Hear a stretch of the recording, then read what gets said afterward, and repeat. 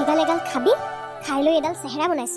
হা, সৰু থাকোঁতেতো মাৰ বাপেৰৰ মূৰ খালিয়ে, এতিয়া ককায়ে আৰু মোৰ টেটুত ওলমিছ। হা, সোনকালে বিয়া দি আজৰি হওঁ বুলি ভাবিছোঁ, এডাল চেহেৰা, কোনে তোক বিয়া পাতিব এডাল চেহেৰা? বৌ, কিয় তুমি এনেকে কৈছা? মইচোন সৰুৰ পৰাই শকত, ক'তনো ইমান কিবা খাওঁ, আৰু কাম বনচোন কৰিয়ে থাকোঁ। দুসাঁজে ভাত খাওঁ, তাকো তুমিতো দেখিছাই মই কিমান কেইটা ভাত খাওঁ। ক'তনো মই বেছি খাওঁ বৌ? তুমি কিয় তেনেকে কৈছা? মই শকত, মই কি কৰিম কোৱাচোন বৌ? তুমি কোৱা যে এইটো কৰিলে তই ক্ষীণাবি, মই কৰিম, সকলো কৰিম। জিম যাম বুলি ভাবিছিলোঁ, তুমি যাব নিদিলা, কাম কৰিবলৈ মানুহ নাই কাৰণে। কি ফালিবি জিমত গৈ পেলাই? জনা আছে তোক যে জিমলৈ পঠাবও লাজ লাগে।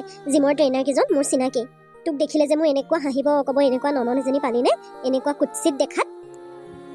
বৌ, মই শকত হোৱাটো ইমান পাপ নে? মইতো বৌ দিনে ৰাতিয়ে খাই নাথাকোঁ যে খোৱাৰ কাৰণে মই শকত হৈছোঁ।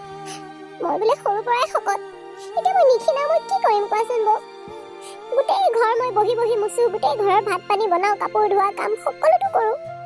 মানুহে কয় কাম কৰিলে স্বাস্থ্য ভাঙে, মোৰ কাম কৰিলেও স্বাস্থ্য নাভাঙে। মইতো 3 সাঁজো নাখাওঁ, ৰাতিপুৱা ৰুটি অকণমান খাওঁ, দুপৰীয়া ভাত খাওঁ, ৰাতি একো নাখাওঁৱেই।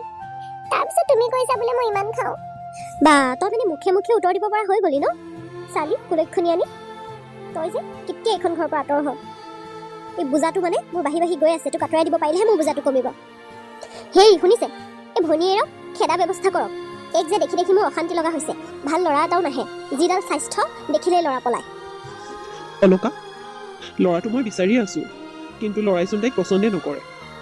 এতিয়া ক'ৰ পৰানো মই ল'ৰা নানো কোৱাচোন? ক'ত পচন্দ কৰিব? ভনীয়েৰাৰ যিডাল চেহেৰা, ল'ৰাই পচন্দ কৰিবনে? পিছে অলকা, ভণ্টিয়েতো কাম বন কৰিয়ে থাকে, কিয় বাৰু তাইৰ স্বাস্থ্যটো এনেকুৱা? তাই বাৰু কিবা বেমাৰ হৈছে নেকি? কি যে হ'ব, তাই মা দেউতাক ভালকে নাপালেই। তাই সৰু থাকোঁতেই মা দেউতা ঢুকাল, খুৰা খুৰীয়ে ডাঙৰ দীঘল কৰিলে, এতিয়া খুৰা খুৰীও ঢুকাল, আৰু এতিয়া মই তাইৰ কাৰণে অভিভাৱক। গতিকে তাইক মই জোৰ কৰিতো জালে তালেও পঠাই দিব নোৱাৰোঁ দিয়াচোন। শকত হ'লেও তাই এজনী শিক্ষিত ছোৱালী, কামে বনে ভাল, ব্যৱহাৰ পাতি সকলোতো ভাল তাই। কিন্তু শকত বুলিয়ে মইতো য'ত ত'ত তাইক গতাই তাইৰ জীৱনটোৰ কথা মই ভাবিব লাগিব ন। উফ, কি ভগ্নী মৰম ককায়েকৰ, দেখিলে একে ইচ্ছাত বিচাত লাগি যায়। যি কৰে কৰি থাকক। কি কৰোঁ কিয়? ভণ্টিৰ কিবা বেমাৰ হৈছে নেকি বাৰু? শকত হোৱাটো লৈ প্ৰব্লেম নাই, শকত হ'লেও মানুহ, ক্ষীণ হ'লেও মানুহ, কিন্তু তাই যে এনেকৈ শকত হৈ গৈ আছে, মোৰ কিবা বেমাৰ হৈছে বুলিহে ভয় হৈছে।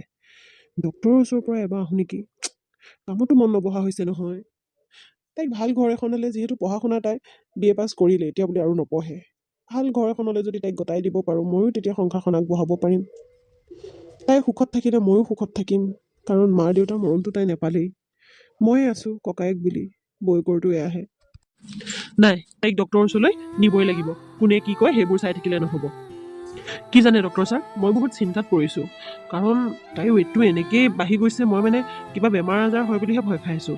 গতিকে আপুনি অকণমান তাইক কি টেষ্ট কৰিব লাগে এইবিলাক লিখি দিয়ক, কৰি যেতিয়া নৰ্মেল বুলি গম পাম তেতিয়া শান্তি লাগিব। কিন্তু ভগৱানে নকৰক যদি কিবা প্ৰব্লেম হৈ আছে, দেখাটো বাদ দিয়ক, তাইৰ ভিতৰতো অসুস্থ হৈ যাব ন তেতিয়া। হ'ব, একো চিন্তা কৰিব নালাগে। শকত হোৱাটো এনেও হ'ব পাৰে, কেতিয়াবা কিবা প্ৰব্লেমৰ কাৰণে হ'ব পাৰে। মই যিকেইটা টেষ্ট লিখি দিছোঁ এইকেইটা আপুনি কৰক, কালিলৈ আবেলি ৰিপৰ্টটো পাই যাব। তাৰপিছত কি কৰিব লাগে বা নালাগে, মানে ডুজ আৰু ড'নছখিনি মই ধুনীয়াকৈ কৈ দিম, আৰু কিবা মেডিচিন লাগিলে মই দিম। আৰু মেডিচিনৰ কথা বাৰু এতিয়া নাহেই, কি ঠিক, কিজানি নৰ্মেলো আহিব পাৰে। Thank you sir. বাকী তুমি কোৱাচোন, তোমাৰ কিবা গা চা বেয়া লাগি থাকে নেকি? ডক্তৰ ছাৰ, গা তেনেকে বেয়া নালাগে, খালি কেতিয়াবা হাত ভৰি গাবিলাক বিষায়। ৰাতিপুৱা বিচনাৰ পৰা উঠিলে কেতিয়াবা কিবা ভৰিকেইটা টানি টানি ধৰে, হাতটো বিষায়, কেতিয়াবা ডিঙিটো বিষায়, এনেকুৱা। বাকী বেলেগ একো প্ৰব্লেম নাই। আৰু ডক্তৰ ছাৰ, কেতিয়াবা মোৰ মাহেকীয়াটো ইৰেগুলাৰ হয়, মানে পিৰিয়ডটো। হয় নেকি? তেনেহ'লে নিশ্চয় আপোনাৰ থাইৰয়ডৰ ইছ্যু ওলাব চাগে। বাৰু টেষ্টখিনি কৰি লওকচোন, কালিলৈ আহিব। ঠিক আছে ছাৰ, টেষ্টখিনি কৰি কালিলৈ আপোনাক লগ ধৰিম। অ'কে ছাৰ, আহিছোঁ দিয়ক। হয় যাওক। আপোনাৰ ভণ্টিৰ ৰিপৰ্টখিনি চাই মই যিখিনি গম পালোঁ, তেওঁ বহুত সৰুৰ পৰা এটা ৰোগত ভুগি আছে। পঢ়া শুনা ছোৱালীৰ কাৰণে মই সন্মুখতে কৈছোঁ, ৰোগটো হ'ল হাইপ'থাইৰয়ডিজম। ইয়াৰ এটা মেইন লক্ষণ হ'ল ৱেইট গেইন, তাৰমানে চৰ্বিটো বাঢ়ি যায় আৰু শকত হয়। খালেও শকত হ'ব, নাখালেও শকত হ'ব। গতিকে এইটো বেমাৰ যিহেতু এতিয়া ডিটেক্ট কৰা হৈছে, গতিকে যিখিনি মেডিচিন দিছোঁ সেইখিনি ল'ব, আৰু মেডিচিনতকৈ বেছি তেওঁ নিজৰ লাইফষ্টাইলটো সলনি কৰিব লাগিব। খোৱা লোৱাৰ পৰা আদি গোটেই কাম বনৰ পৰা ধৰি এটা বেলেঞ্চ মেইনটেইন কৰিব লাগিব। হয় নেকি ডক্টৰ? এইটো ভাল কৰিব পৰা যাবনে? মই ইমান বেমাৰ আজাৰৰ কথা বুজি নাপাওঁ নহয়, কিয় হয় বাৰু এইটো? ছাৰ, মোৰ ভাল হ'বনে? চাওক, এই বেমাৰটো কেতিয়াবা জেনেটিকেলিও হয় বংশগতিভাৱে আৰু কেতিয়াবা পৰিৱেশৰ ফালৰ পৰাও হয়, লাইফষ্টাইলটোৰ লগতো হয়। এতিয়া মই কি কৰিব লাগিব ডক্টৰ ছাৰ? যিখিনি মেডিচিন লিখি দিছোঁ সেইখিনি সময়মতে খাবা, কেইটামান এক্সাৰচাইজ কৰি দিছোঁ আৰু লগতে খোৱা লোৱাটো অকণ ধ্যান দিব লাগিব দেই। তেতিয়া নিজে নিজে ভাল হ'ব। কেৱল জিম কৰিলেই নহ'ব, ঘৰতো তুমি কিছুমান প্ৰাণায়াম, য়োগা এইবিলাক কৰিব পাৰা, থাইৰয়ডৰ পৰা মানে বাচিবৰ কাৰণে, হাইপথাইৰয়ডৰ পৰা বাচিবৰ কাৰণে। ঠিক আছে ছাৰ, আপুনি কোৱা সকলো কথা মানিম। হ'ব ছাৰ, এতিয়া যাওঁ দিয়ক।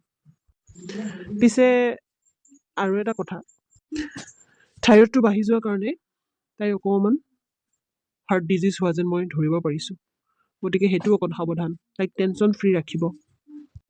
ছাৰ, যি কৰিব লাগে আপুনি কওক, মই সকলো কৰিম। যি খাবলৈ কয় তাকে খাম, যি নাখাবলৈ কয় তাকে নাখাওঁ। ঠিক আছে। মা, মই মানে একদম অশান্তি পাই গৈছোঁ এই পেটলিজনী লৈ পেলাই। কেতিয়া যে এইজনী ঘৰৰ পৰা যায় নাজানো আৰু, কি কৰিলে যে এইজনী যাবগে। এতিয়া বোলে কিবা বেমাৰ ওলাইছে, এতিয়া আকৌ তাৰ পিছত যাব নহয় এগালমান টকা, গোটেই ডিপজিটকেইটা তাইৰ লগতে যাব। এতিয়া ভাবিছিলোঁ বোলো বিয়াতে যি খৰচ হয় লাষ্টবাৰৰ কাৰণে খৰচ কৰি পেলাই বিদায় দিম। এতিয়া বিয়া নিদোতে ওলাল বেমাৰ এগালমান, এতিয়া তাতে যাব নহয় এগালমান টকা। এইজনী মোক কি কৰিলে মই এইবাৰ পিছা সাৰিম মা, কোৱাচোন তুমি? হয় দেই, এইজনী মানে তোৰ জীৱনটো একেবাৰে খাম বুলিয়ে থৈছে।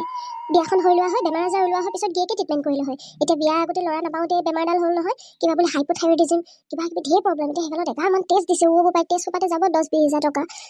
কি যে হ'ব, তহঁতে যে কেতিয়া সংসাৰ আগবঢ়াবি আৰু এইবিলাক যাব এইবিলাক। এটা কাম কৰ বুজিছ, এই কেনেকৈ ক'লে নুশুনিব। এই ইহ সংসাৰৰ পৰা বিদায় দিব লাগিব, বুজি পাইছ মই কি কৈছোঁ? মা, একদম ঠিক কথা কৈছা। তুমি যিটো ভাবিছা সেইটো ময়ো ভাবিছোঁ। এইবিলাক মানুহ যে জীয়াই থাকি লাভ নাই, কিবা এটা কৰা মা। কৰিম ৰ কৰিম ৰ।